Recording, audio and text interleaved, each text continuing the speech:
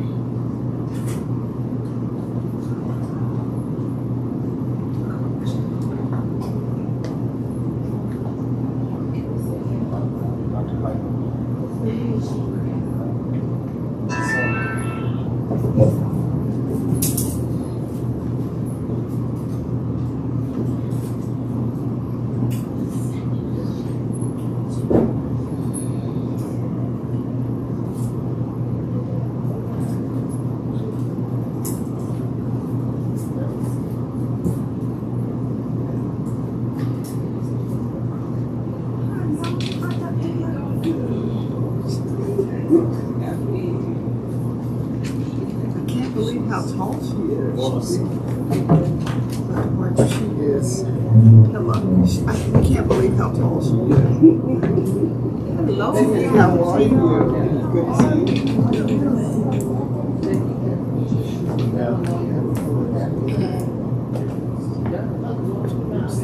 Yes, sir. No. You got this.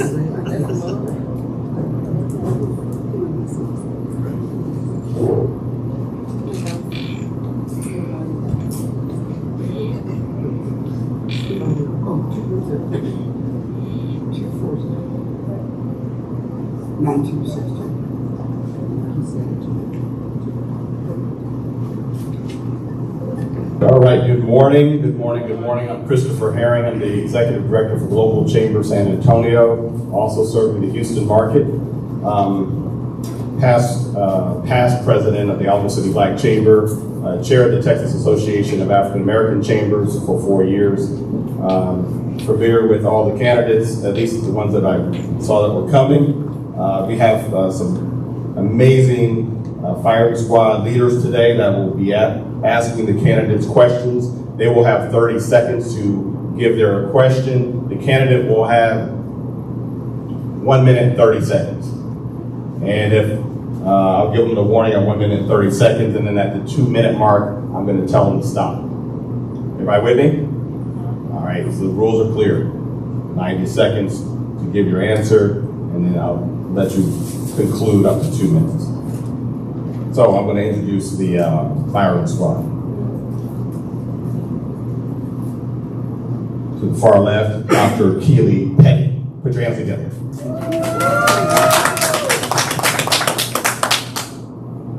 Kathleen Stickers, we call her Queen. Beverly Watts Davis. And Tabitha Carter. All right, so right now we have, again, we have Dr. TAAN Diop, and he's a candidate for District 2 SAISD. And so I'm gonna allow Beverly Watts Davis to start us out with our first question.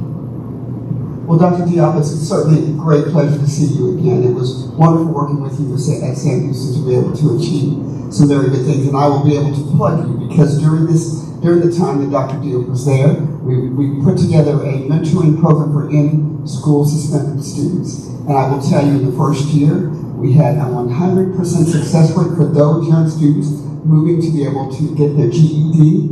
And the following, this is right before COVID, the following year we had a 99% success rate. So I want to congratulate you because, again, a lot of administrators would not partner with the community to be able to make good things happen. So congratulations. So to that end, I recognize that the school cannot do it alone. And neither can parents, and neither can mentors. So a combination of all of those things helps to create a village to actually help raise our children.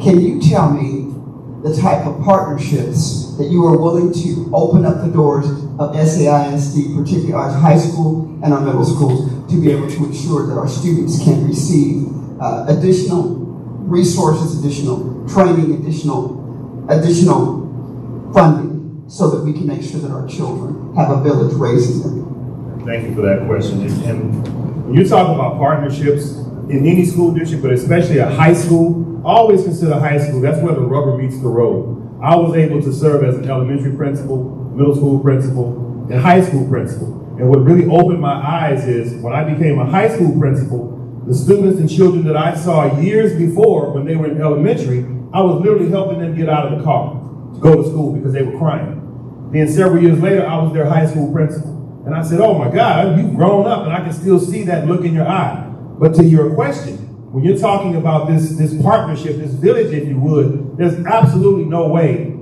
a high school principal or any principal can do it alone. For example, when I worked with Beverly Watts Davis in that crew, when I went to Sam Houston, I said, my goodness, I have so many kids that are walking the hall. I have to stop this. I have to do something about this. So I'm reaching out to Beverly, and we have these kids here. I have a whole group of mentors that want to come in and help. So when they came in, I could tell them, okay, you standing here, you standing here, you standing here. But it wasn't punitive. When you see these kids at 10 o'clock, knee deep in the reading hour, and they're in the hall, trust me, they're not supposed to be there. But these mentors that we had, they were able to establish positive relationships. And that's one of the reasons why these partnerships are so important. Relationships. That's how we were able to do it. When Cruz Shaw sat on the city council, part of those kids that were walking the halls, they were leaving class, and I had to start this program that she's talking about. I said, Cruz, 30 seconds. I need bus passes. So he gave me bus passes for those kids, so they wouldn't be on the streets. So the point is, these partnerships, there's no way you can do it alone. It takes a village. Everybody has to come together for the good of those kids if they're going to succeed.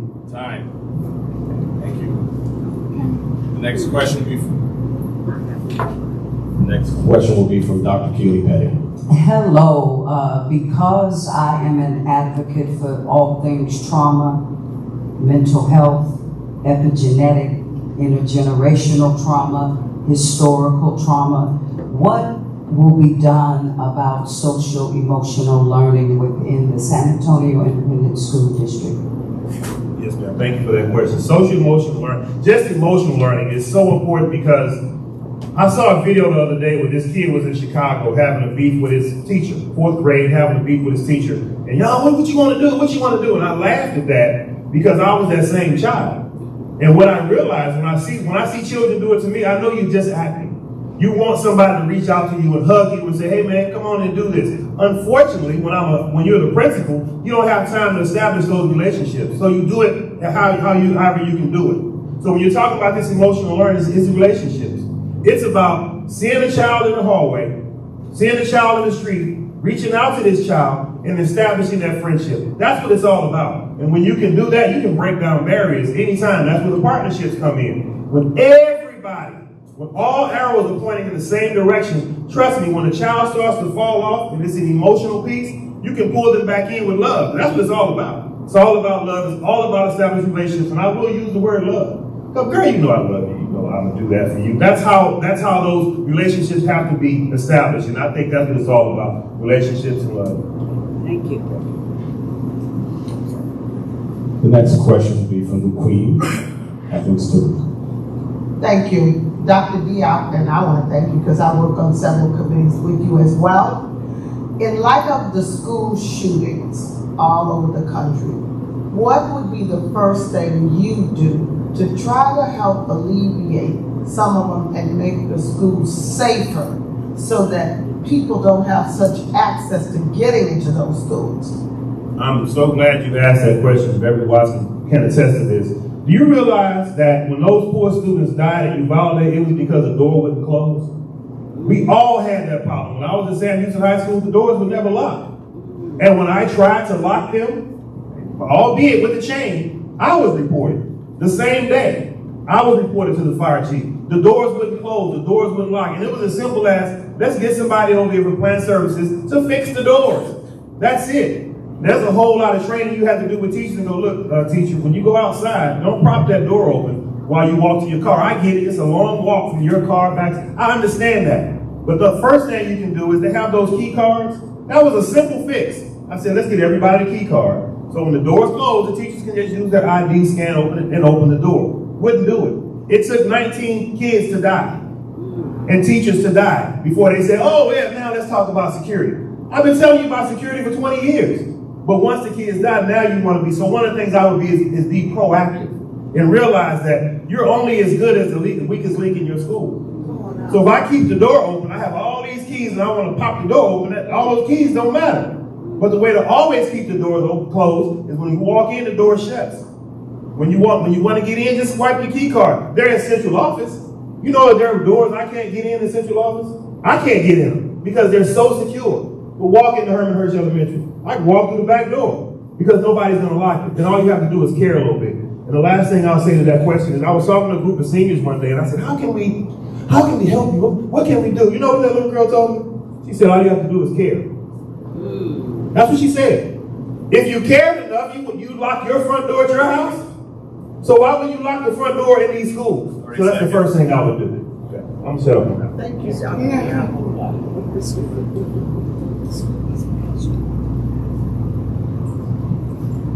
Ms. Carter, you're next. Thank you. Okay, first, I was one of the mentors that worked at your school with Ms. Watts. Thank you for the opportunity. My question is about transportation. You know how the youth for the school, it's like a 2-mile radius, I believe. Yes, ma'am. I want to know, what do you plan on doing for transportation, or is the plan to keep it like that for, my instance, kids that don't have transportation, you know, with kidnapping being such a high rate?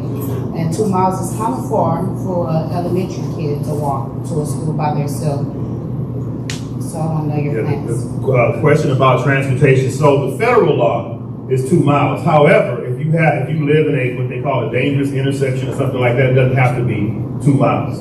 So we had those issues all the time, trying to get kids to school, transportation, all that stuff. What most people don't realize is that we have transportation more than what you just see on the streets. We have transportation all the time. What we couldn't do, and they changed this law as employees, we couldn't transport kids. They just wouldn't let us do it. We couldn't even walk down the street with a child, because if something happened to the child, they would blame me just for walking down the street.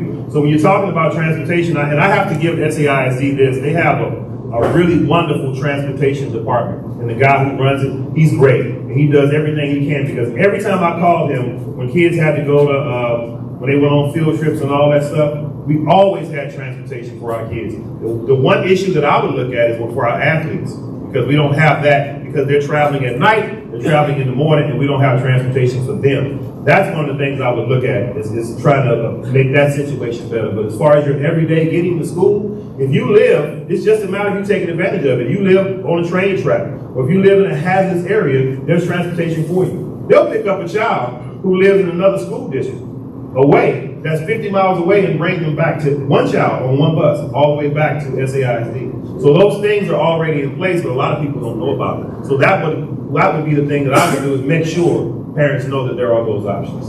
Thank you. Dr. D, in Texas, education has definitely been one of the headlines. We see that there's different changes to curriculums. We see that Black and brown communities are perhaps at war with how this education issue is being played out. What would you do as a trustee to help to create curriculums or to reflect the values of the community with respect to these political issues? Thank you, Chris. I don't know if you're aware right now, when he says public education is under siege, I call myself America's champion of neighborhood schools. And when I say neighborhood schools, I mean the hood, inner city. That's what I mean. Because those are the schools that are being targeted, vouchers and stuff like that. Parents that send their children to Reagan and Brennan and Brandeis, they don't have those same issues with their public school. It's us. We have that issue. And so one of the things I believe that COVID gave us an opportunity to do is change the way we think. All these entities have changed except public schools. Do you know that in about 5 years from now, AI, artificial intelligence, chat GPT will completely change how you educate your child? It will completely change it. So as a trustee, I have to have that innovative mindset. I can take Dr. Petey, one of her messages, her sermons, and feed it in the chat GPT, and I'll have a whole synopsis in 30 seconds. And sound just like her. I can tell ChatGPT, I want to do a 30-second article, and I want to sound like Dr. P. And it'll go find one of her messages and give it to me, and I can come up here and give it. That's where education is going. And as a trustee, that's the innovation that we have to have. That kind of thinking, we have to have that because our kids have it. But it's the adults who unfortunately don't have it. Okay, thank you very much. Put your hands together for Dr. Mateen Diop. Thank you. Thank you. Give it up. The current trustee, Alicia Sebastian. Audience questions. Oh, come back up, Dr. Diop. Audience questions. Let's take your mics up here and give it to the audience. Thank you very much. I apologize to the audience. So we'll start with Dr. Piper. Good afternoon or morning, everyone. I have a follow-up question to Ms. Beverly's question about advocating for community resources within schools. What specific ways would you use your position to advocate or create policy changes to allow more community entities to have access to schools? Specifically, Got the same time requirement. yes, sir. Specifically, I would make sure I'm available to the community resources. Many times the trustees aren't available. They don't even know what's out there. So that's one of the things that I would do is make sure I'm aware of what's in the community. For example, I walked in here and saw, what is this? This used to be Pfeiffer Elementary. I didn't know the resources that were in here. So as a trustee, I have to know what's in the community. And then I have to know what my students need in the school district. And then be that bridge to go, hey, superintendent, our kids are struggling here, and there's a community resource out there that does this for us. So let's link them up. That's what I would be. I would be that link, that conduit to make sure that all the resources that are available in the neighborhood, the ready to work or whatever, everything that's available is available to the school district. I think it's a matter of knowledge. Are there any other audience questions? Yes. Thank you. I don't need no mic. Very good. So my question is more about the parents, and I understand the approach, but my concept is, well, look at the audience. How the items that are meant for the students have to be applied or pushed by the parents. If you don't engage the parent, then how do you reach the students? So my question is, what tactics do you take to have better, like we're not engaging civically. Right. If we don't come in here, then we don't get in the room to have an idea or a thought. So how do you create the engagement so that there's emphasis on what you're saying? Because what you're saying matters to all these people, but nobody's in here. Yes, sir. So evidently it doesn't matter to those people, but it does matter. Right. So what is the tactics, or how do you impose some type of technique to create engagement so that people are asking the questions that they feel like they want to ask about whatever ideas that you do put forth from that position? We should be asking some questions. Yes, sir. So the question is addressing parent engagement. How will you engage parents to be a part of the school board process? And the parental engagement to me is simple, but it's not simple. Because when as a trustee, I have to invite the parents out. We're going to have this on this quarter, a principal this, or a trustee this. We have to invite them out. Now, parents have to have skin in the game now. Because I can't go knock on your door and drag you out of bed. You have to come willingly. And I'm going to extend that invitation all the time. I always did it as a principal. Always had to do it. I asked, and I'm going to ask you this. Do you know what it takes to graduate high school in Texas? Do you know what the requirements are? Just give me one of them. English and math is two of the most important. What are the requirements? There are 5 of them. What are the requirements to graduate high school in the state of Texas? Do you know? Classes start. See, that's one of them. You know how many STAR tests there are? But see, that's my point. We don't know. And that's the kind of stuff I would have to tell the parent. I would have to bring you in as a parent and go, you have to pass English 1, Bio, English 2, U.S. government. We have to explain that. And this is how you do it. That's one of the things I would have to do. But the parents, now, again, you have to come in and be aware and listen to this stuff. Because I'm going to always be available. But I can't be here saying I'm going to bring you in, I'm going to teach you this stuff, and you don't show up. I'm going to do whatever I can. Feed you, whatever I have to do, but you're going to come in and we're going to do this thing together. Because if the parents aren't engaged, there's no way their students are going to succeed. Time.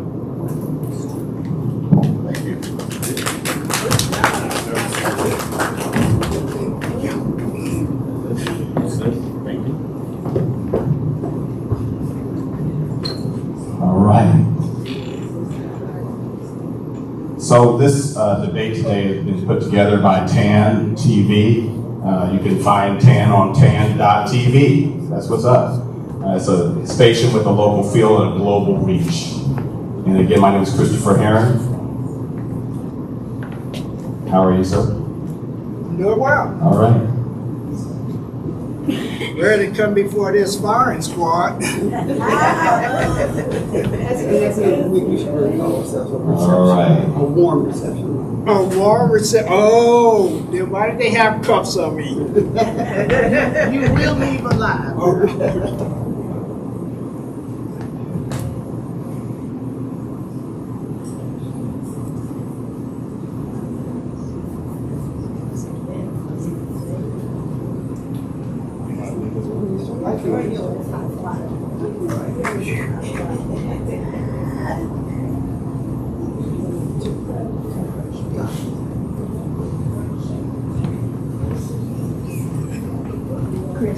All right, we're going to be starting the conversation around District 2 City Council. Yes, I will. Okay. I'll do that right now. In our last category, and before the councilwoman leaves, just want to acknowledge Councilwoman in the past, Alicia Herrera. I run the FC here, so if you ever need anything, just let me know. I'm here all the time. Thank you so much. She does a wonderful job. Thank you so much. Thank you so much. All right, so now we're going to also say that in the past opportunity with the District 2 SAISD, the current Board Trustee, Alicia Sebastian, was invited and she had to take her child to college. So that was why she could not be with us today. She cares about the community, as you know. She is the current school board trustee, and so please just direct any questions that you have after her campaign, and I'm sure that she will get the right answer to you. Thank you so much. All right, so now we're going to get into District 2 City Council, and I have here Edward Earl Giles. You hit it right. Right on. Yeah. Okay. And I see that you have your veterans apparel on. Thank you for your service. Definitely an honor to serve. It is. I agree. We have veterans in the audience as well. Awesome. So, all right. So we're going to first start with Beverly Watts Davis. Mr. Giles, again, it is a fine, I believe you understand all of us, that it's a warm reception, because I think it's really important that people be engaged. So you are running for city council, so I think many may not necessarily know you, so 2 questions. First, tell me your profession, and then I have a second question to that. What is your profession for everyone here?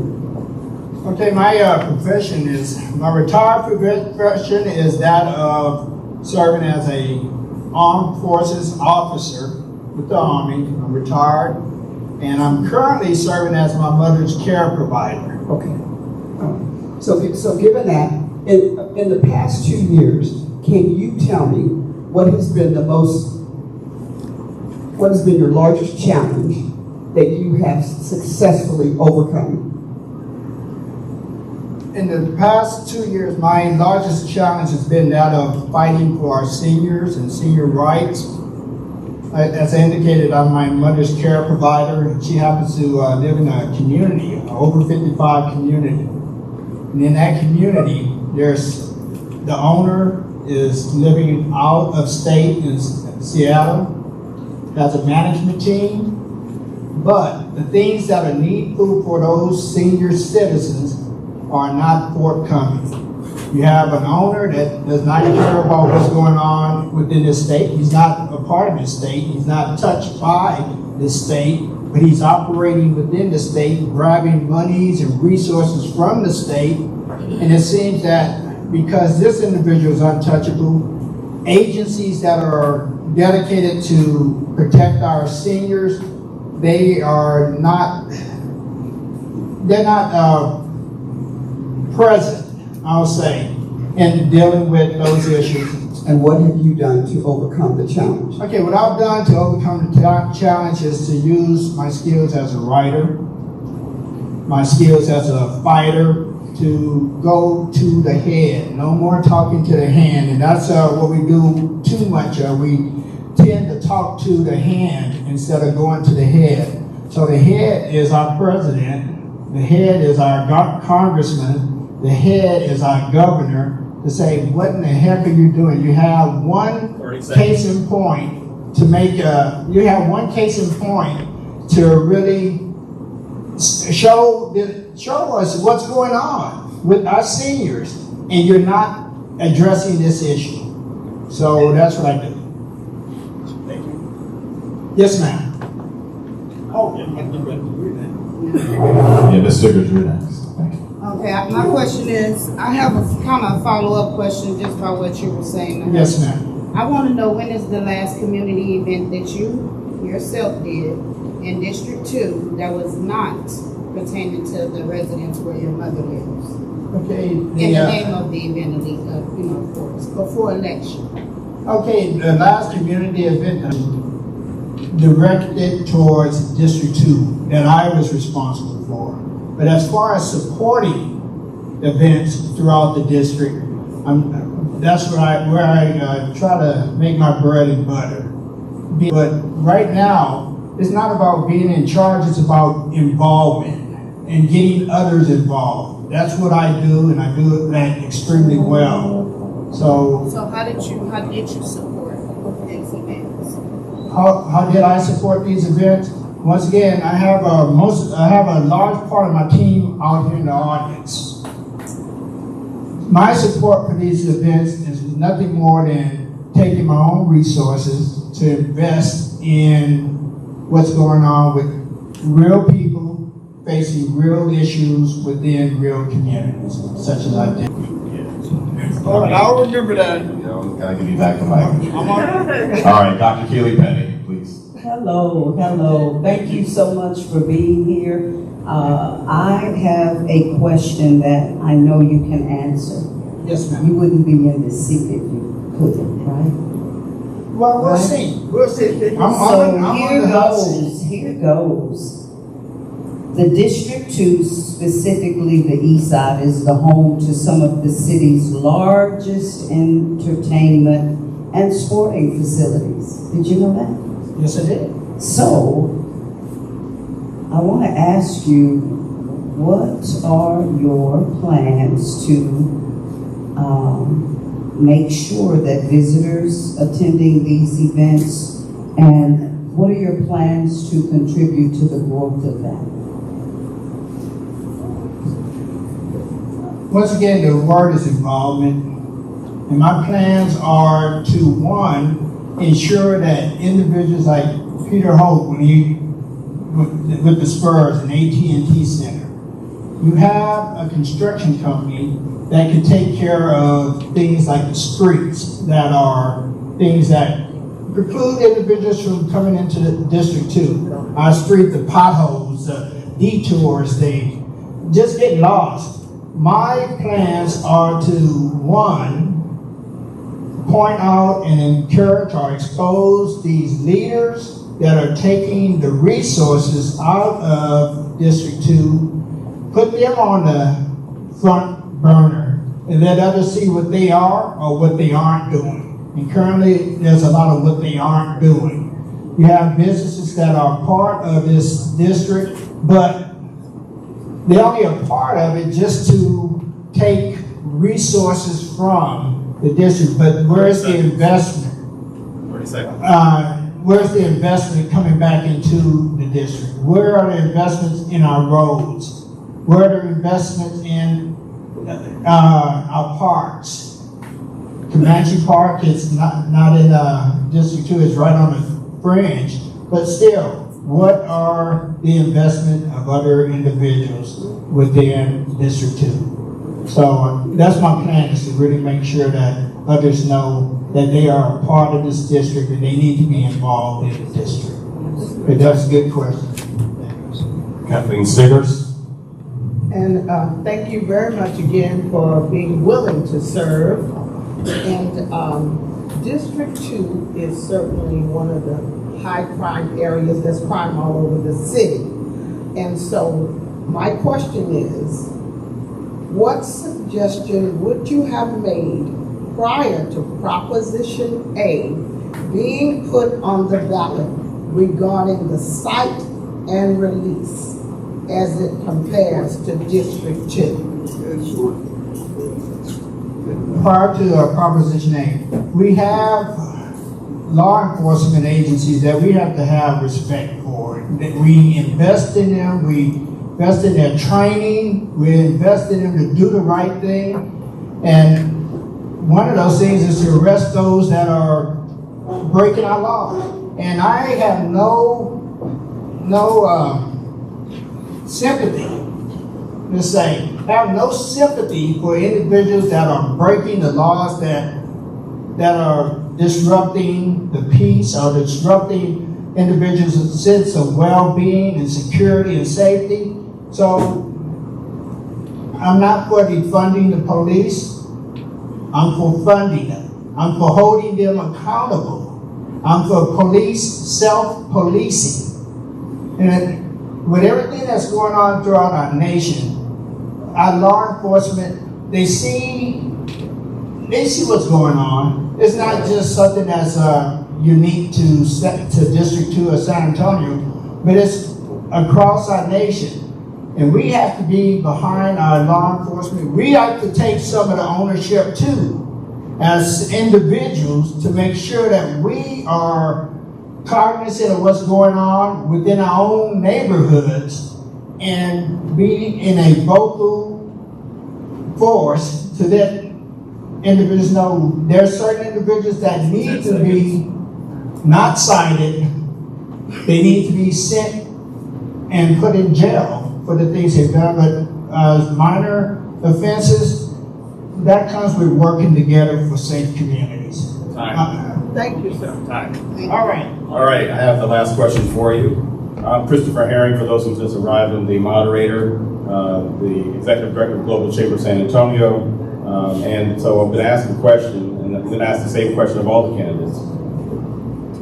So it's been said over and over and over that if District 2 does not elect a black person, the city loses black representation on city council. What are your thoughts?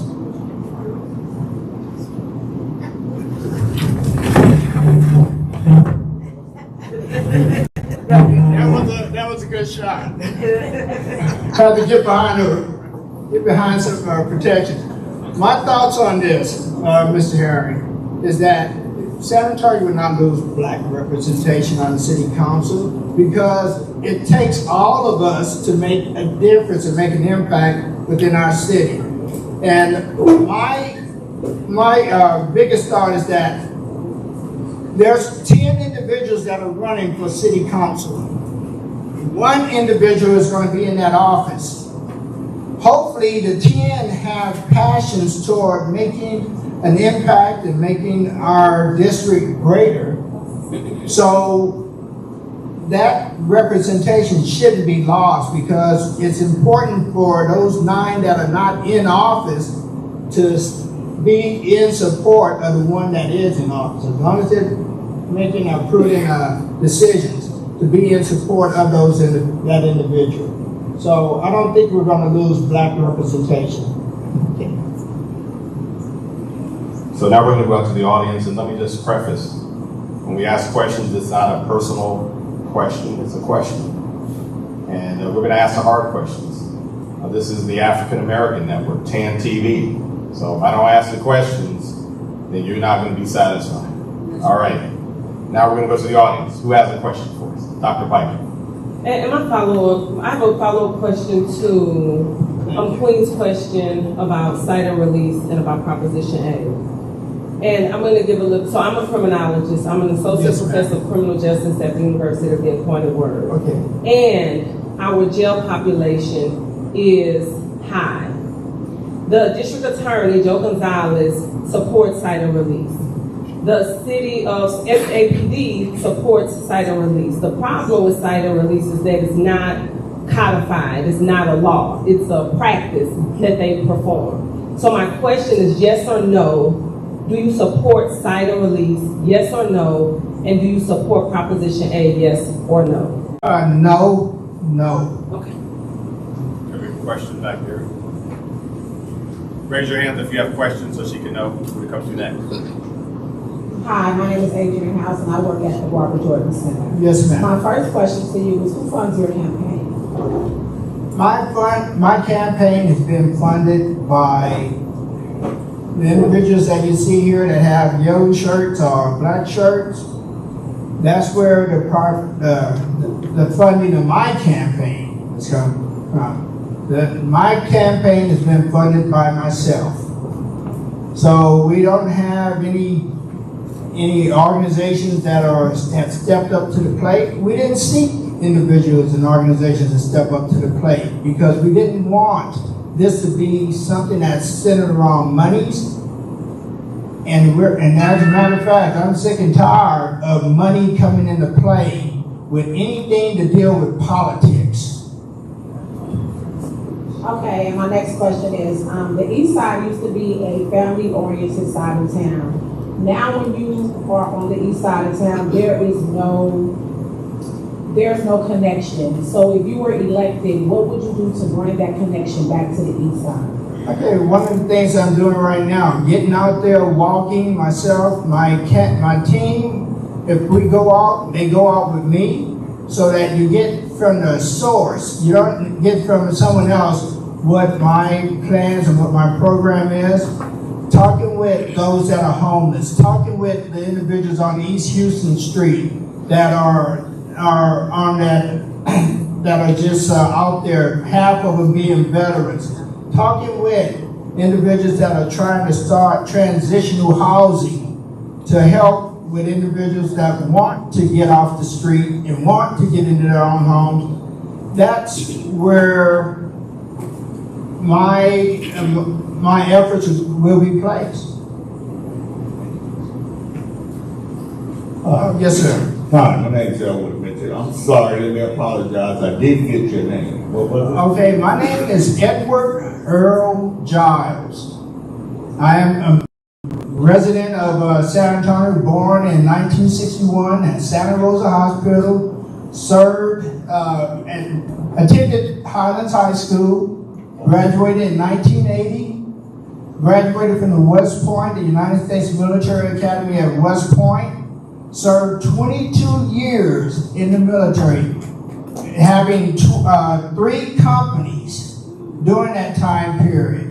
So that's my background. It's not necessarily numbers of the city, but that should give you an idea that this is one individual that can adopt to changing situations and work with that, but I don't want to do it by myself. I wouldn't do it by myself. It takes each and every one of us listening to one another, coming up with a good plan to make our homes more livable. All right, ladies and gentlemen, put your hands together.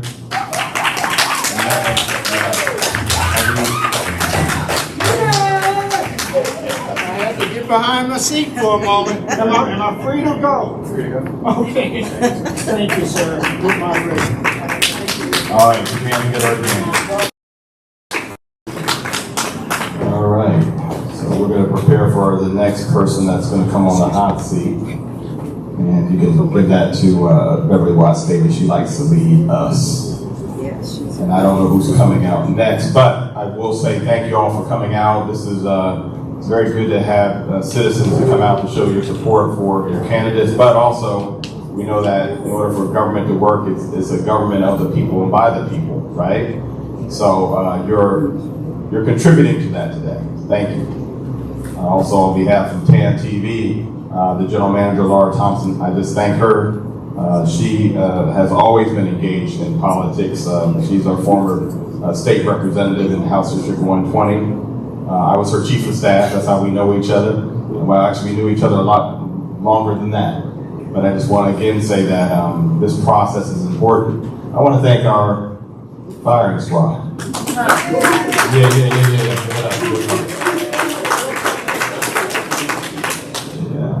We can have fun with this while we're rolling. Yeah. So who's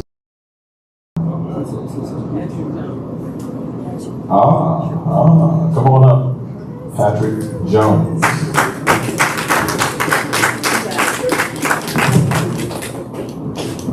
So you'll also find I won't use titles and so forth, because that gives people, so you ask your question, he'll tell you who he is. All right? How are you, sir? You good?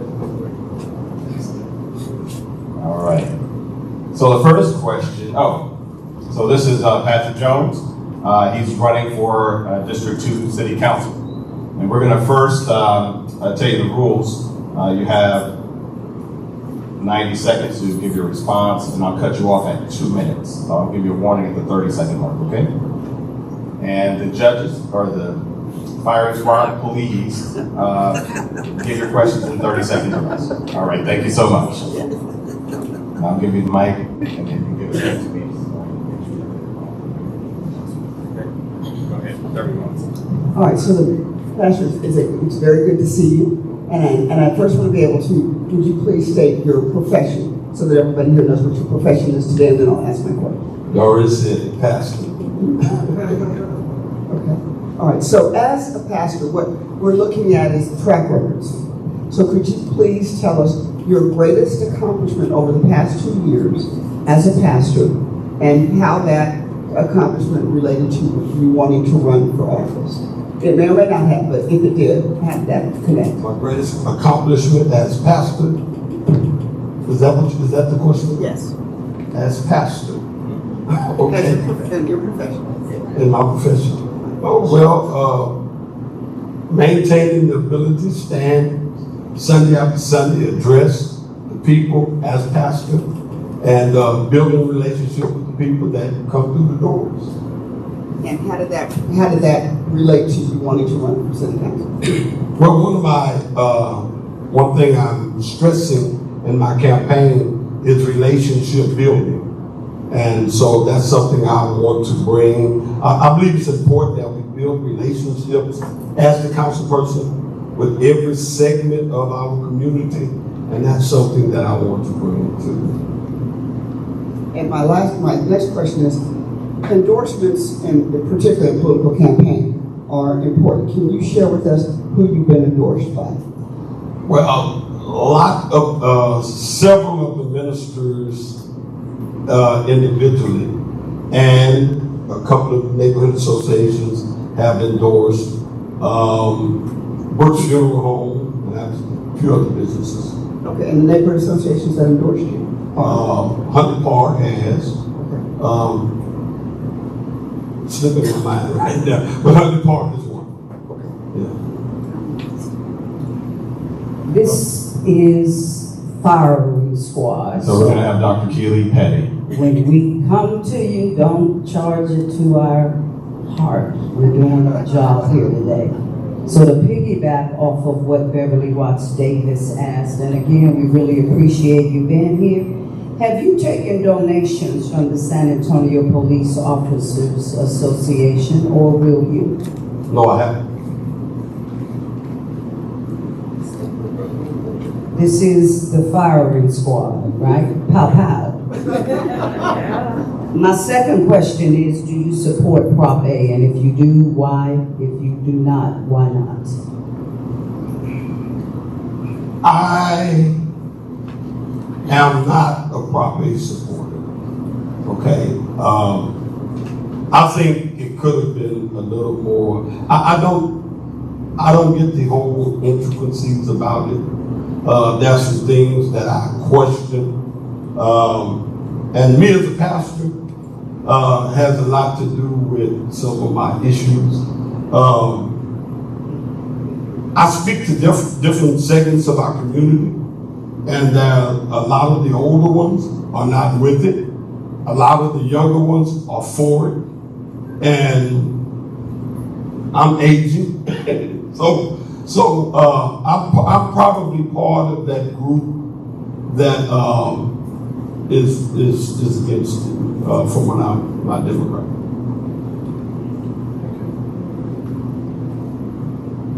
Okay. This will be Queen Kathleen Stickers. And thank you for coming out and being willing to run and serve your community, Pastor Jones. Now, Pastor Jones, you talked about you're running your platform on relationships.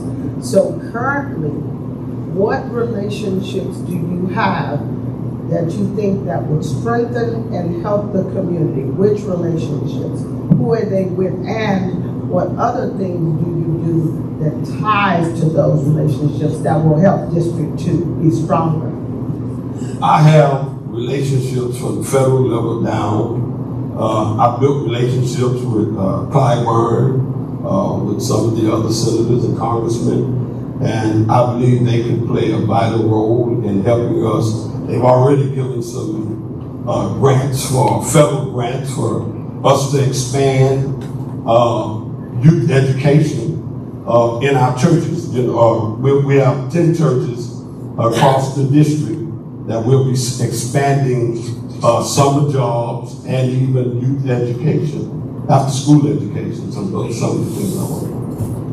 Okay, I just got one follow-up question. So that's for that, but what about other things that you do in the city, people that are already our city leaders, the relationship with them that you have, who are you strong with? I think I have a pretty good relationship with most of our city leaders, from state level and even locally. I think I have pretty good relationships with a lot of them. I hate to start calling names, but I have pretty good relationships, and I think I can maintain those relationships. Thank you very much. Ms. Carter? So my question is going to revolve around basically what y'all been talking about. My question is, last year you posted a picture of $2.28 million that you received, you and 10 other churches received for job. Do you know when it's going to start? And if so, I wanted to know the 10 churches and what is in place from this $2.28 million that y'all received last year. The program, we are now waiting on the funding. I believe that if you dealt with federal money, you know it takes, we've been waiting since January for the money, for the funds to come. And as soon as the funds are in place, then we're going to kick off those programs. Again, making me call off all 10 churches off the top of my head is another That's thing. a beautiful accomplishment, $2 million. It's 2.28 million. And one thing we did is that we refused to remove, they say that churches don't get funding, but we refused to remove church from our application, and it went through. And we were one of the first ones that ever happened to. And that was because we were persistent and we had other help to push our application through. But as soon as the funding comes to us, and we're hoping it gets here by June, we'll be getting everything started. Which federal agency is the funds coming from? Which agency? That's another question. I can't remember off the top of my head.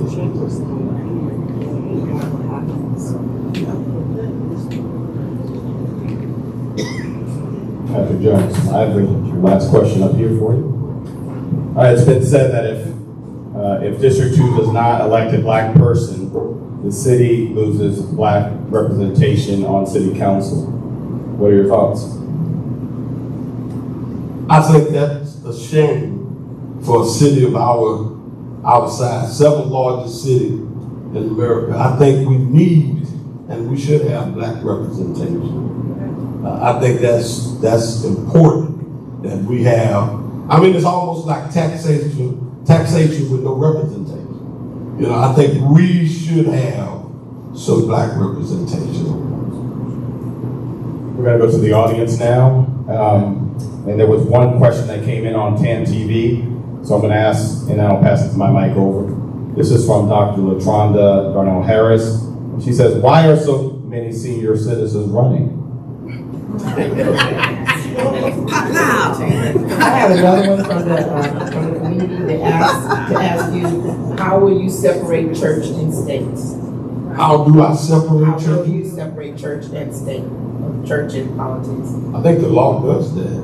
I mean, there is a separation of church and state. I I think they need clarity on that question. Did he answer your question? He didn't answer that. Answer that audience question. We're not gonna not answer that. Why are there so many seniors? Yeah, entertain them. Everyone came in and answered. Maybe seniors are concerned. You know, that I don't have the answers to that question. It's seasonal. Yeah. Hi, how are you today? So I have two questions. My first one is gonna be, if there's one thing you could change about the zoning code, what would it be and why?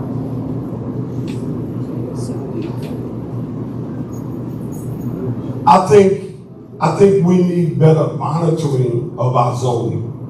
That way the community, and I think there has to be something that in place where when particular cases that we may be our pros and cons are according to that case. I think there needs to be someone that specifically relays to the community those cases that are coming through. I don't think it's so much the code. I think it's the information and the timing in which we get the information. Okay, and then my next question would be, can you name the last community event that you did in District 2 before the election, and when was it? The last, I've done several events. The biggest event I've done in District 2 was in the midst of COVID. When we were having, our community was having a difficult time getting COVID shots, even registering to get COVID shots. I made those things readily available, and we got thousands of people vaccinated and got registered. So that's about 3 years ago? Yeah, about 2.5 years ago.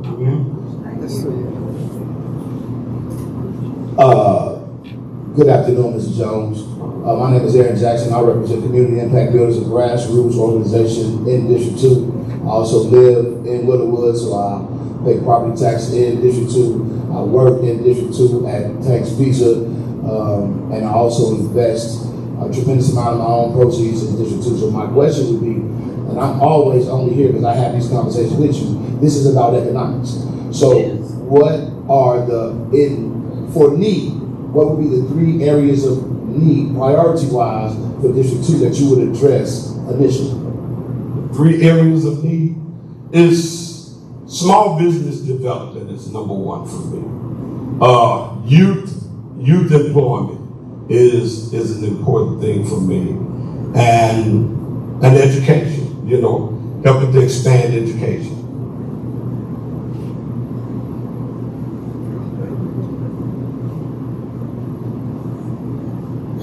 So my question is, your church had a post on Facebook, so I'm curious how you're going to separate church from state in your council seat if you're not able to do so in your campaign.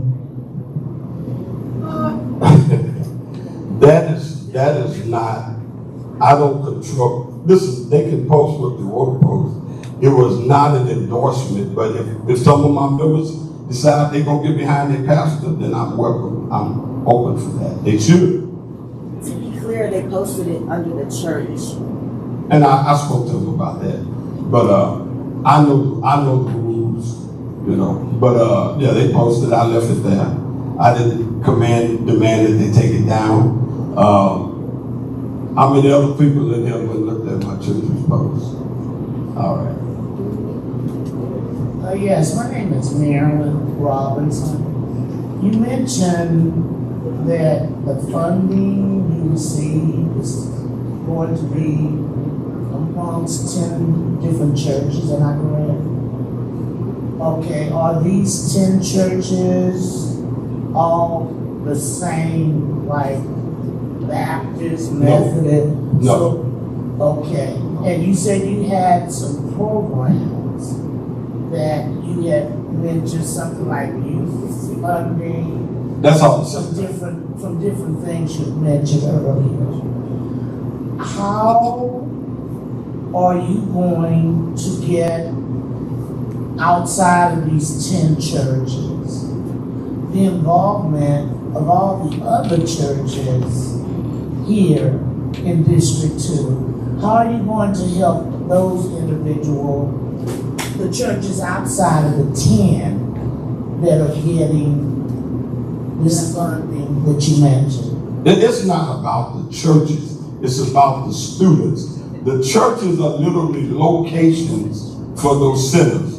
Those centers will reach out. So it's not directly about giving money to the churches.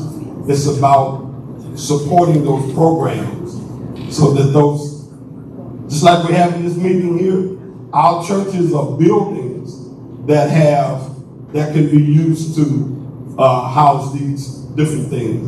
And that's what it's about. It's not about empowering that church.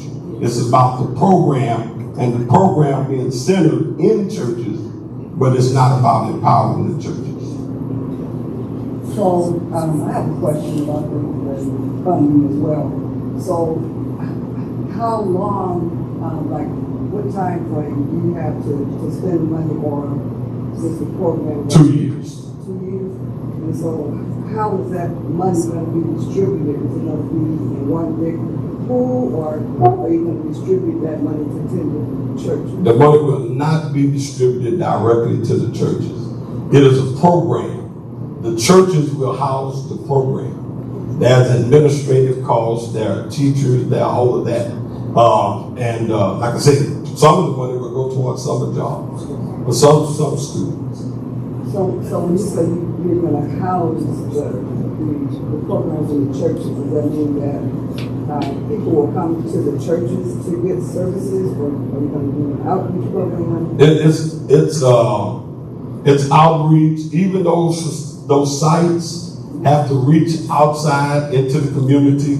Each site will be assigned a school, and they'll communicate with that counselor at school and try to bring in students to those schools also. So it's not just about the church. Thank you. I'm Dr. Doshi Piper, and I want to follow up to, I can't remember who asked this question. I want to say it was Queen that asked the question about specifically what city leaders or current city council members do you have relationships with, and I would like for you to name call, because it's important that in order to get policies passed, in order to get ordinances passed, you have the relationship building. You talked about relationship building, but specifically, how will you utilize or capitalize on the relationships that you currently have to move policy forward for District 2? I have a decent relationship with our mayor, working relationship with him. I have working relationship with city manager. I have access to them. I'm able to sit down. We've sat down several times. I plan to build on those relationships and even expand the relationship with people on council. Thank you. All right. That concludes your session. Thank you.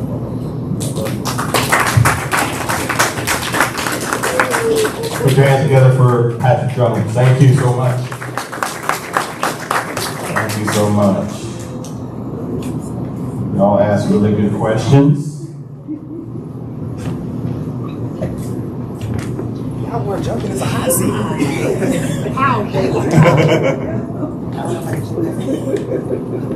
Everybody else leave. Okay, our next candidate is actually the city councilman, Jalen McKee Rodriguez. I'll just go over the rules real fast. How you doing today? Doing well. All right. So we have 30 seconds for the questions. You have 90 seconds for your response, and then I'll cut you off at 2 minutes. Okay? And then the firing squad will give you their questions. We'll go out to the audience, and I also have a question. So we'll first start with Beverly Watts Davis. Thank you so much. Councilman, thank you for coming here, and thanks certainly for being here and being willing to participate in this process. So in your first tenure, this has been historic. You have proven to be able to access more funding for the East Side than ever before in its history. In terms of the infrastructure projects, in terms of the improvements. So that has set the bar incredibly high in terms of your accomplishments.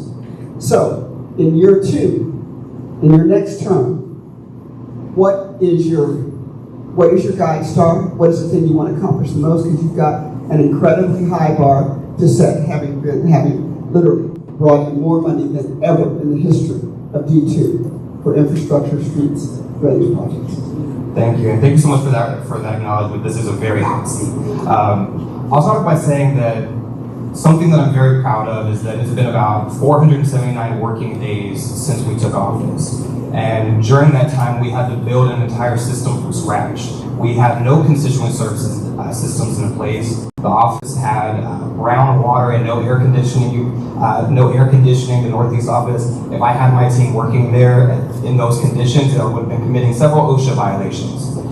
And so I'm very proud that we managed to solve over 2,000 constituent cases while doing big policy lifts, like bringing in historic amounts of money through our bond, through federal dollars, through the infrastructure equity formula, all those things. And so I think one of my big infrastructure goals, or one of my big capital goals, is to bring a standalone District 2 Senior Center. We have the leased facility that shares space with Auto Supply Shop, but our seniors deserve something more. When I'm on the north side in District 9 and I see the Walker Ranch Senior Center, it is a beautiful facility, and our seniors, our community deserves more of that. We also have to see follow through in the infrastructure equity lens that we just approved. So by 2030, the city set a goal that every district will be at least an 80% PCI score. We'll do 0 to 100, it's about to be between 80 and 85. Currently, we're at 70, District 2 is at 70, District 9 is the best at 82. And so by 2030, every district will be at least 80,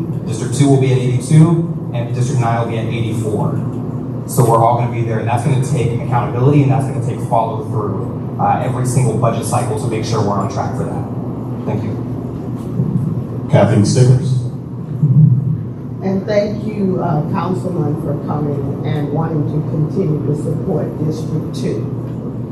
Recently, the city of San Antonio has agreed to pay for homes built before 1978 to have the lead removed. How are you ensuring that the bidding process goes smoothly and that the contractors selected are able to carry out the job? Second part, after the meetings that have complained, are you following up to make sure that they fix what they did incorrectly? And what are you doing for that? Absolutely. Aside from just the lead removal, there's a number of homes on the east side that deserve the investment in home repair. And this specific budget, we got more home repair funding than we've historically gotten before. If we have 10 districts and every district should get 10%, this is a crazy year because we got 1/3 of all of the home repair dollars. 1/3 of those projects were in District 2, and that is historic. And that's not because the city wanted to give it to us. It's because our team went out, we were canvassing neighborhoods, we were knocking on doors. Every single person that called us and said that they had that they wanted to be notified when the home repair program was up again, we kept a log of that and we contacted them and we helped them fill out those forms. And so that was critical to us. I'll tell a story about a contractor for an infrastructure project. I forget what road it was, but the contractor didn't have a car towed. They paved around the car. And so when you looked at the project, there was a hole missing where it was the old road where the car was during that project. And we got that call, and that same day I called Razi, the public works director, and he had them come back out and fix it. All it takes is a call where you let us know, hey, this is done, but we can't pass the warranty period. We can't let it go months and years. You have to let us know as quickly as possible. We also had, this year we passed the responsible bidder ordinance. So previously, when, there's a lot of contractors who come into District 2 and they do messed up work, they're not on time. And so this cycle, we have a new opportunity, or moving forward, we have a new opportunity to hold them accountable to their deadlines, or else they risk fees and not getting contracts in the future. Councilman, could you please hold the mic up sooner so you can project more, because it's sort of hard to hear. Okay, we next go to Dr. Keely Petty. Thank you so much for being here. You could be anywhere making District 2 better. I want to ask you about Black history in schools. What do you perceive on that, particularly with banned books and all of that? Being a former educator, Why is it important that our district maintain the knowledge of Black history? Oh my God, thank you. And I think that's super important. I was a high school math teacher before I was elected to office, and you can see history being forgotten. You can see a knowledge of culture and history and specifically a history of civil rights being lost. And specifically during that time while I was teaching is when there was this attack on CRT that continues today, critical race theory, where they don't want you to talk about race in schools, they don't want you to talk about equity, they don't want you to talk about the problems that plague our country. They want them to be forgotten. And so I think where we have a unique role is in our library systems, we have to make sure that they don't face further attack. Because right now they want to make it so that if a library is doing X, Y, and Z, then they lose their funding. They lose their funding. That would be such a disaster. And so at every opportunity we have to advocate for state and federal policy, we need to be blocking actions like that. And so I'll continue to do that. Thank you. Thank you. And one other question, great answer. Talk to us about your position on Prop A. Absolutely. So this is one of the ones that I think this is the defining moment of this election cycle, and it's Prop A, and it's about a number of things. It's decriminalizing abortion and marijuana, codifying our ban on no-knock warrants and chokeholds, and then the expansion of our site release program. I'll start the biggest piece. Obviously, I am unequivocally pro-choice. Unequivocally pro-choice. I am pro-legalization of marijuana, and until we can get to that point, we need to decriminalize it. And we obviously need to continue to codify our ban on no-knock warrants and chokeholds. Site and release is a program that has saved us millions of dollars. And at the root of it is that we have to make the decision between, are we going to continue to contribute to mass incarceration by criminalizing young people and people in poverty who are participating in low-level crimes? Are we going to put them in jail and have them risk their housing and access in their job, or give them a second chance? And I'm very much on the side of second chance. Where I've heard opponents on this issue is that it's going to lead to lawlessness and people are going to be incentivized to be criminals. And I don't think that's the case. I don't believe in the inherent bad of people. I believe in the inherent good of people. And so where we've seen in Texas is recidivism rate is about 22%. Those who are cited and released and given an opportunity to participate in a diversion program, the repeat rate is only 8%. So we've seen that cite and release has led to a decrease in recidivism, and we need to expand programs that do that. So I'm supportive. So I'm sorry, can I clarify? No, we have to go. We really are short. We need to go to Ms. Carter. Thank you.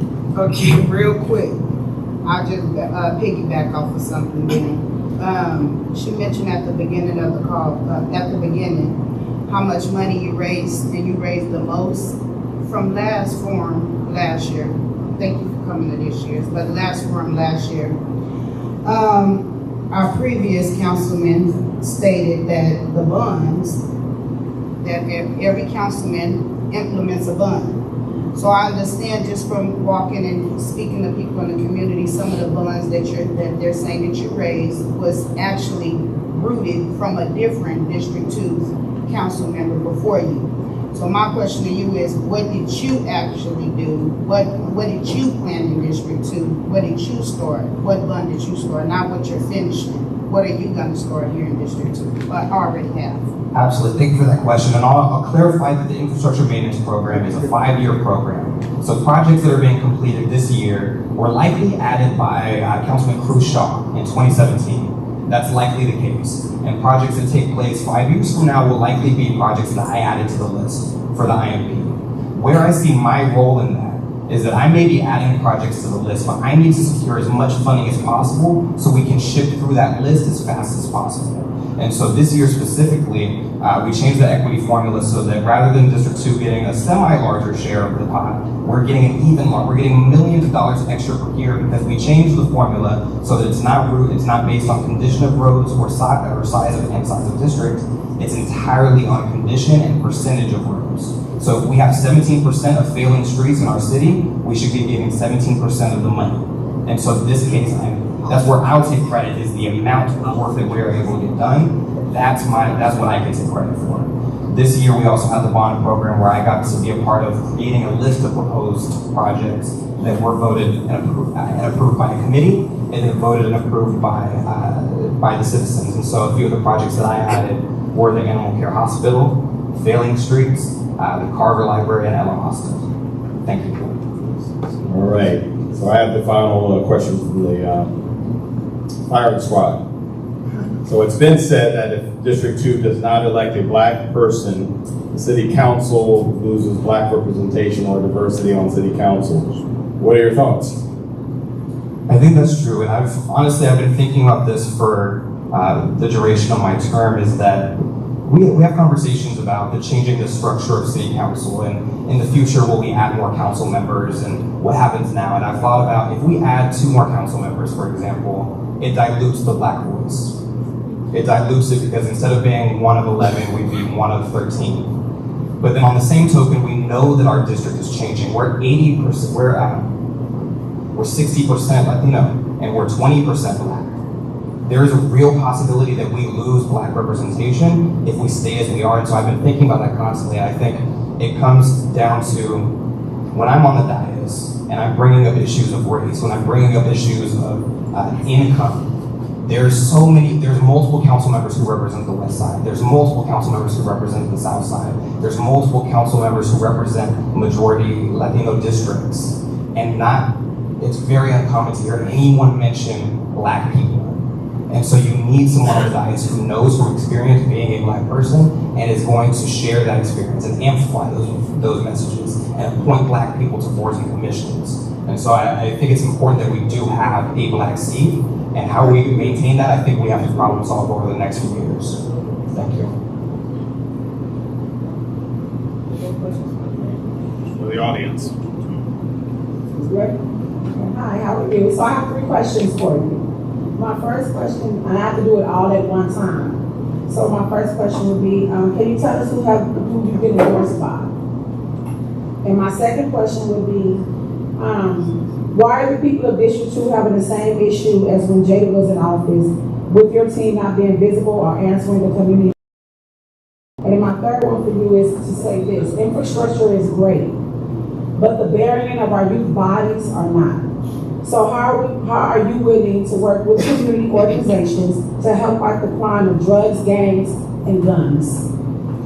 Thank you. So the first question was, who am I endorsed by? So I have quite a few endorsements. I'm endorsed by AFL-CIO, which is the labor organization. I'm endorsed by Grassroots Law, which is a national organization who supports candidates who are pro-police accountability. I'm endorsed by Texas Organizing Project, which is a black and brown working class movement in Texas. And I'm endorsed specifically by the Bexar County chapter.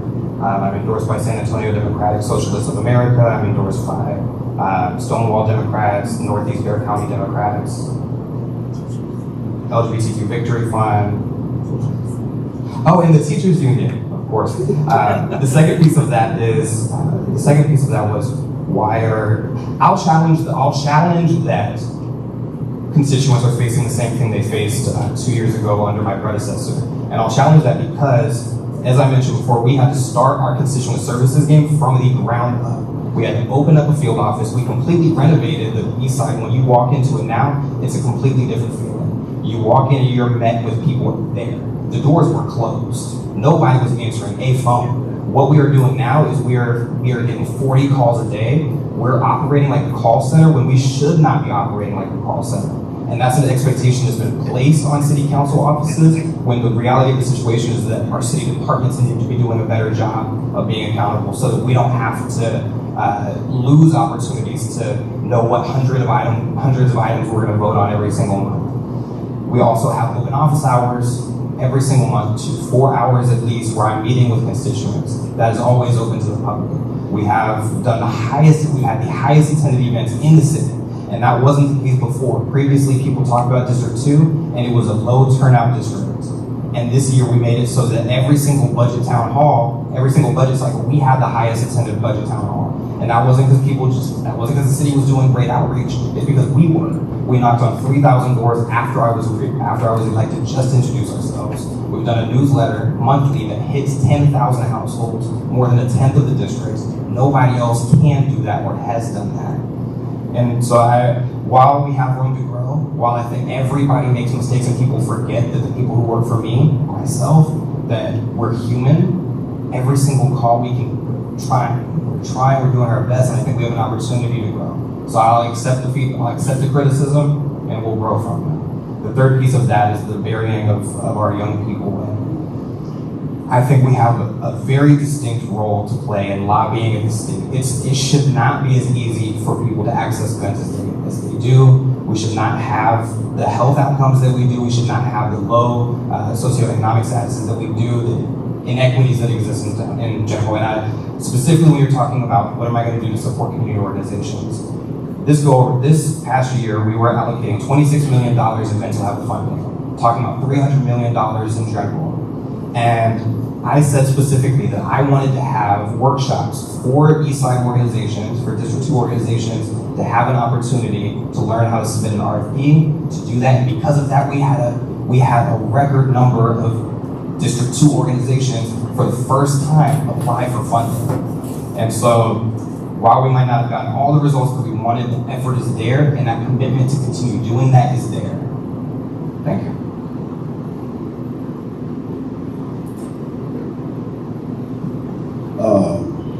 Again, greetings.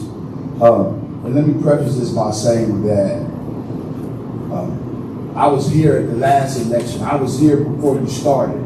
So I was here when you made the campaign suggestions that you made to get in the seat. I also was one of the people that assisted you in making some of the things happen that you happened. I also know how you handled me after that. So my question is two-parted.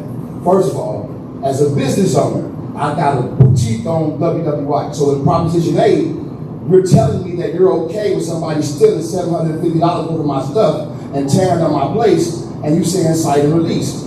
You're forgetting this is open carry. So don't forget about opening the door to violence, because people are going to protect their stuff, first of all. So that's an issue that I have. So supporting Prop S is in opposition to my small business, first. Secondly, how do you repair? Because there has been a breakdown from the District 2 seat. I've been functioning on Broncos and Hayes for the last 36 months. You know this. I also know that at no time, at the time since you've been in that seat, have you, can you let me get to it? Because no, I'm not, because I'm prefacing my question with my experience, so that it's not like I lobbed an impersonal question. I'm saying I pay my taxes here, so I'm entitled to ask a certain question. It's a high seat, Miss Debbie. It's a high seat here in the community. Okay, so my question is, after the experiences that we've had, and the people that didn't get included in all the money that was passed out, and all the small businesses that are being left behind in District 2, what is your plan to pick up the people that you initially said you was going to help, that you didn't help? Because there's a lot of us out here that are still functioning, that are still working, that are still actually on the ground every day, that are being passed over. So what are you going to do about us? Because we out here too. Thank you. I'll answer the first part of that question regarding Prop A.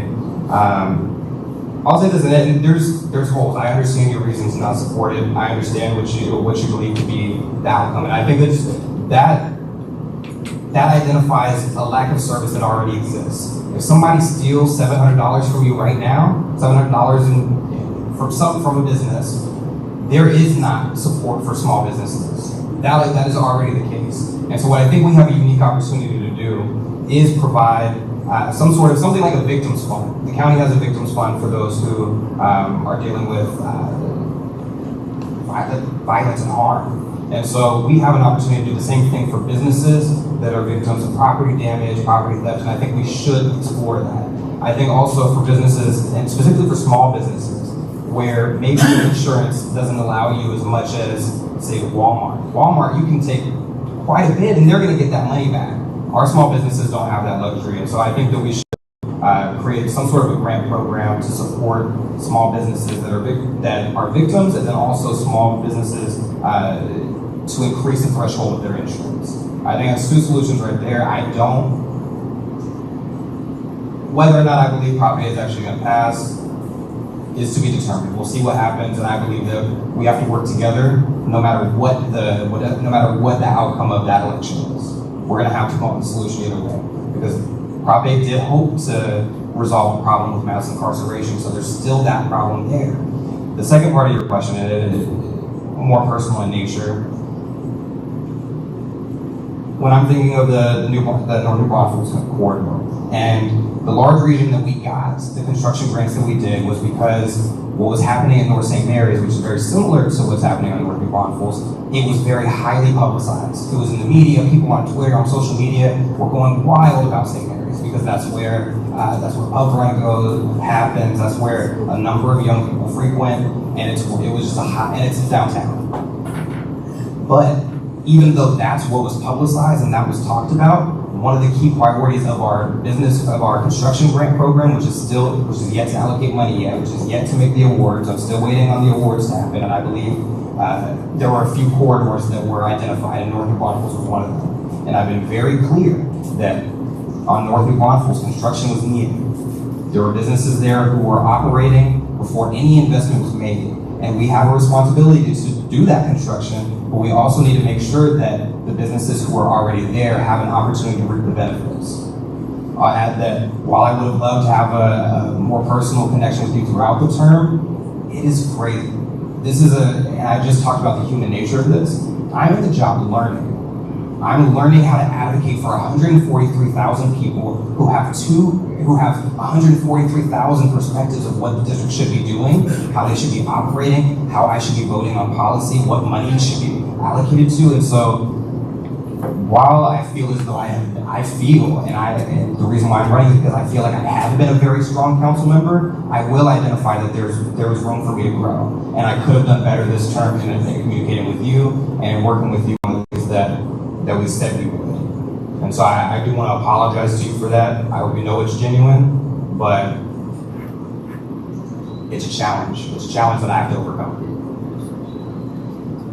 Andrew, U.S. retired Army combat veteran. Here comes the boom. First of all, Walmart. Portland lost all its Walmarts. They had to move out of the city limits.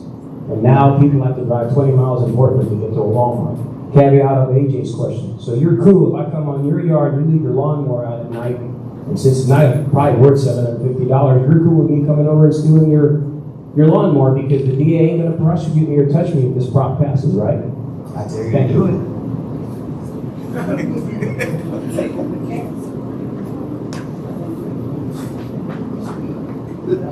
Thank you. I have two questions. The first one is, I'm sorry. No question. Okay. Because all these questions are important. Okay. So I'm just gonna go with my first question. So my first question is the opportunity that Mr. Jackson just presented. Did I not bring that question back to you? Did you think that particular part of it had been resolved? Can you repeat that one? Sure. The question or the comments that AJ just brought to you, did I not bring those concerns back to you? And did you think that situation had been resolved and that we had done a better job of making sure that we heard his concerns? You did. So for context, Maria works for me. I know she's had a number of conversations with you, AJ, and while I felt like there was a resolution there, I'll acknowledge that I should have had the conversation with you. And so even though that did happen, those conversations, we've had conversations about where you felt that where I had wronged you and been operating incorrectly, I should have had that conversation with you. So I'll take all of that. I just want to piggyback on something you said. You said you have 143,000 people that you serve.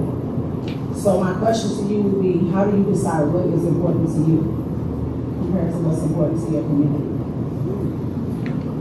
When I'm making a decision, so all kinds of decisions that we make, right? There's conversations about where are we gonna host our events at, where, how am I gonna vote on a particular item as it relates to a budget, as it relates to the police department acquisitions, to contracts, and at the root, I think about, who is most impacted by that decision. So if I'm going to, let's say for example, our back to school events, it's a very simple decision that we do. We know that we're gonna have our event in Claude Black that happens every year, but we made a decision to add a second one, and we added it at Pre-K for SA, and the Pre-K for SA Eastside campus. And one of the reasons that we made that decision is because the East Side is an area where we need to continue to make investment. On the Northeast side, we consistently get that there's been neglect, that a council person hasn't represented the Northeast side for X amount of years. And so we said, there is high need. We know that there's the poverty that exists on the East side exists on the Northeast side as well. The demographics of the Northeast are changing. And so we made a decision to host that event there because we know the need is there. When we're making decisions about, or when I'm making a decision about, say, what kind of policy to bring forward, I take things like the food access master plan. We heard along the past several years, we know that there's an issue with food access in our city. District 2 has some of the worst health outcomes in the city. We don't have access to the quality, affordable produce. You go to our HEB, and it's very different from the one on, any of the ones on the north side. And there's a huge need for food access. And so when I decided to bring forth that policy, it was because I felt like it could do the most good for my district and for all of the people in the district. There's other issues like, say for Prop A, that's one where I think most people are leaning in the direction of no, honestly. City, I'm gonna be very surprised if the proposition is successful. But everyone on council is saying vote no. Someone needs to be able to provide a voice and say, yes, we need site release. Yes, we need to codify these things that exist already. And so where I felt like my impact would be most beneficial was in advocating for yes, whether it passes or fails. And so there's a lot of complex decision making, and I really do appreciate that question, and I'd love to chat more with you about it. All right, put your hands together for the council.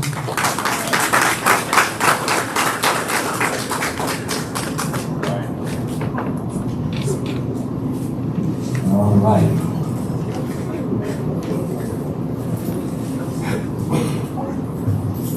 We're gonna squeeze in the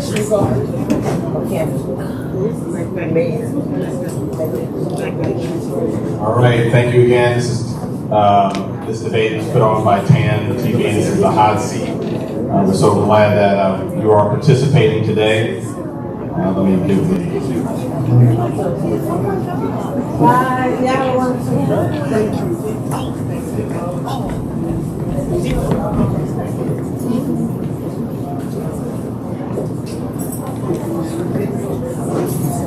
All right, our next candidate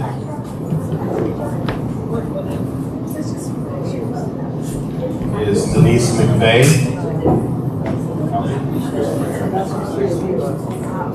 All right, I'll just cover real brief. We'll have questions that will be posed by the hot seat, and they're going to ask you a question in 30 seconds, and then you'll have 90 seconds to provide a response. And then at the 2-minute mark, I'll cut you off. So I'll give you a warning at 30 seconds. And then we'll ask the audience to ask questions that they may have. So we will now start with Beverly Watts Davis. Well, welcome today, and thank you for coming to the session. I have a question. In reading the brochures that you have put out, some of these things I'm not sure how you would necessarily back them up with facts. So I'm just trying to understand. You have stated that we have been failed by several of the District 2 leaders. What would you do differently to ensure that there is not these failures? Thank you, Ms. Watts, for that question. Again, my name is Denise. Let me just introduce myself real quick. My name is Denise McVeigh. I grew up on the East Side. I went to St. Patrick's Catholic School, Sam Houston High School, in San Antonio College before I went off to study journalism at Texas Women's University. I'm an investigative journalist, and everything that I write, I am obliged to make sure that not only is it fact, but that it is documented and supported by documentation. I am the author of Evil Corp. It's a book that's going to be coming out this at the end of this month, actually. And it is a true crime book that's specifically set here in San Antonio. And I'll pass it to you so you guys can come look at it at your leisure if you like. But what it does is, like I said, I'm an investigative journalist. I spent about the last 10 years documenting corruption and white-collar crime in San Antonio. And what I've learned and what I found and what I was able to document is that white-collar criminals, when Obama, it started with Obama, when President Obama designated the east side of San Antonio as a promise zone and directed millions in federal monies to the east side, he did so with the intention of curing and addressing the historic neglect and discrimination against our community. And what that means is that we have historically, as a black community on the east side of San Antonio, like other black communities all over this country, we have been victims of discriminatory policies like redlining, where we could not get funding, we could not get... Maybe you can ask questions. Well, I think you said two. I think you said 2 minutes. I had 2 minutes. She asked me about facts, and so I'm giving the people facts.